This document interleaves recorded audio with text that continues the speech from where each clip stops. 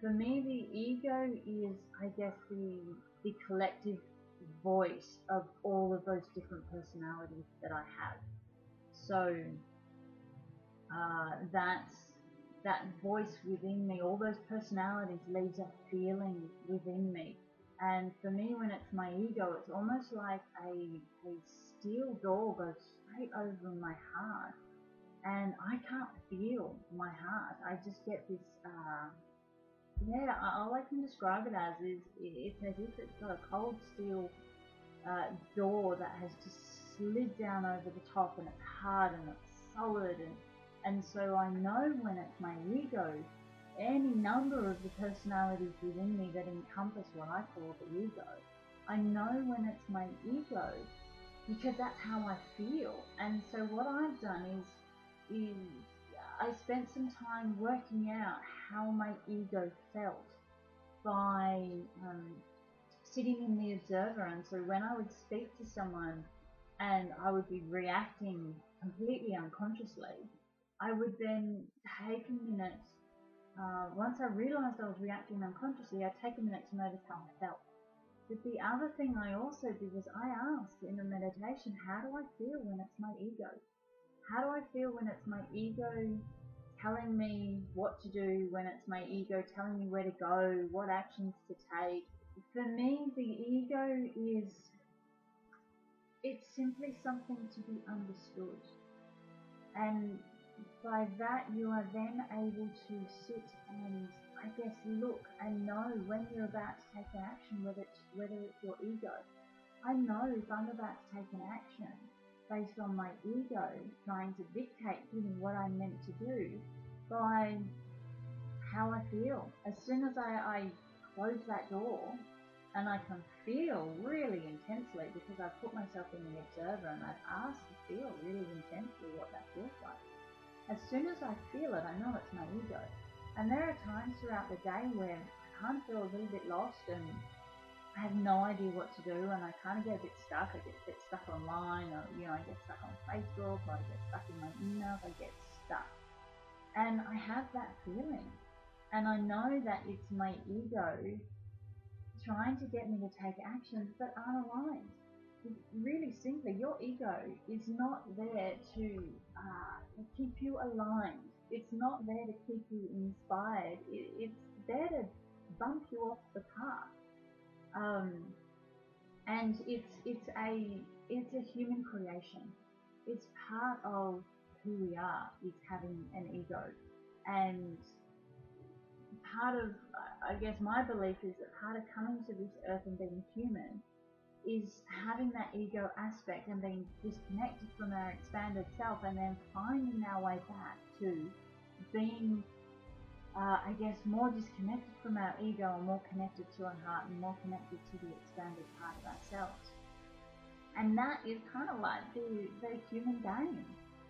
It's the game that we've decided to come and play. If you can sort of, I guess, take the ego out of it and realize that it's simply a game.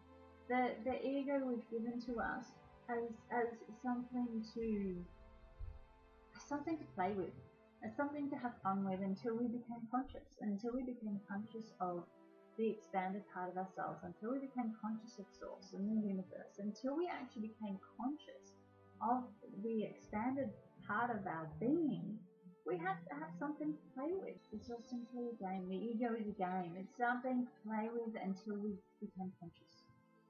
And now that people are becoming conscious, it's time to simply understand, be aware of your ego, but no longer play the ego game. You don't have to play the ego game anymore once you're conscious. Once you're connected and you connect to your universal self, then there's no need for your ego. You don't have to get rid of it. You just don't need to play with it anymore. You start playing a new game. You start playing a game with the universal self, with your expanded awareness. You start playing that game, and it's a different game of life. Many people kind of think that they have to get rid of the ego, or they have to, it's wild, so you have to tame it. You don't have to do any of those things. I haven't tamed my ego. I have no control over it absolutely none whatsoever. I don't control my ego. What I am is I am aware of my ego. I understand my ego, and I recognize that my ego is a part of me, but it is not who I actually am. It's not who I want to be. It's not there to tell me what I want to do and how I want to do it. It is simply a small part of my being. Kind of just realizing that you come into humanity, you play the ego game, and once you're done playing the ego game, you play the expanded game. And the ego game no longer needs to be played. Now there is a moment of overlap. So there is kind of this moment where you're playing the ego game and you're playing the expanded game. So in the beginning you continue playing the ego game a little bit more than the expanded game. So even though you're connected, you still spend a lot of time in the ego and a lot of time listening to actions that your brain tells you to take. Listening to actions that all the personalities within you are telling you to take. They're not there to put you on the path. They're there to make sure you can't see the path. They're there to make sure that you have absolutely no idea where your path is. And they do such a good job. And that if you can simply recognize that that is part of being human, that we made the decision as conscious beings to come to Earth as humans to play the unconscious ego game until we came to a point where we could start playing the conscious human game. And many more people are playing the conscious human game now than ever before. And if you can recognize that it's simply a game, it's a game of life. And for a period of time we're playing the ego game. And then for the people who no longer want to play the ego game, and they want to play a different game, they start to become conscious. And so now you're playing the conscious game. You're playing the universal game. I guess the easiest way to know whether it's your ego that is controlling you or the universal self is to become aware of how you feel.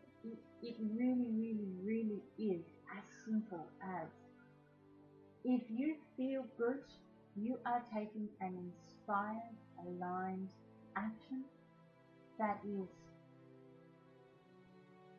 if you're consciously aware, is provided to you by your universal self.